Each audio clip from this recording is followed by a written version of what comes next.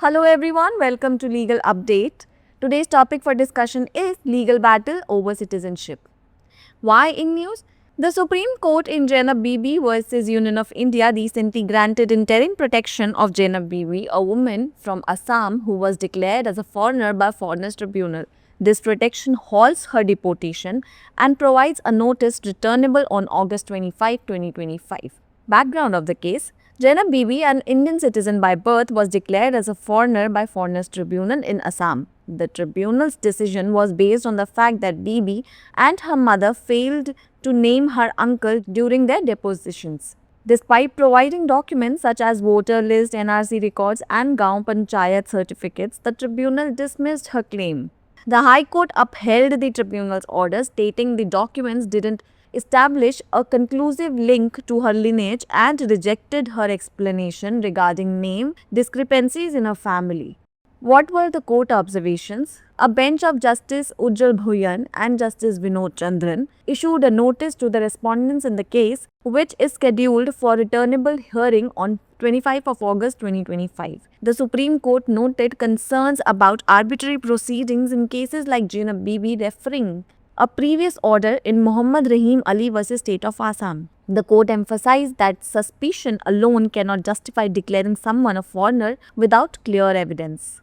What were the provisions involved? First, Foreigners Act 1946 Section 2 subsection A, which defines foreigners in India and authorizes authorities to declare someone as foreigner if their citizenship status is questioned. Number 2, Foreigners Act Section 9, which outlines the burden of proof that individual must meet when they are alleged to be foreigners. In this case, Zainab Bibi was deemed to have failed to discharge his burden in the High Court.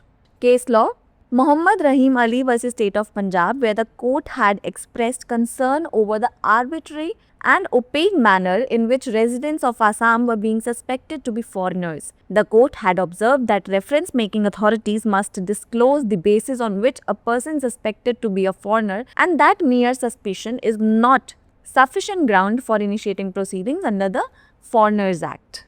It's the time for practice question. What documents did Zainab Bibi submit to prove her citizenship? Option A, only voters list. Option B, Gaon Panchayat certificates. Option C, NRC list and several voter lists. And option D, only birth certificate. Pin down your answers in the comment section below. नागरिकता पर कानूनी लड़ाई। सबसे पहले देखते हैं चर्चा में क्यों है। जैनब बीबी बनाम भारत संघ मामले में सुप्रीम कोर्ट ने हाल ही में जैनब बीबी को अंतरिम संरक्षण प्रदान किया है।